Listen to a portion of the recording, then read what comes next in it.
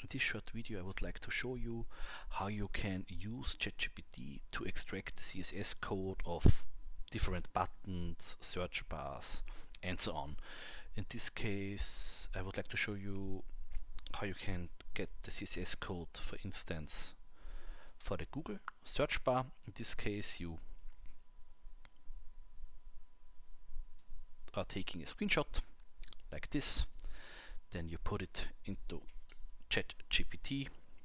Now the screenshot is loading, and then you ask something like give me the CSS code of this search bar.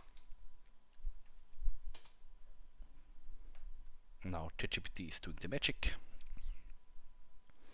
Here you get the HTML code, and more interesting for us in this case, the CSS code of the search bar. And try it, use it, because you will see that this works really great. This is only a short introduction to show you how you can use ChatGPT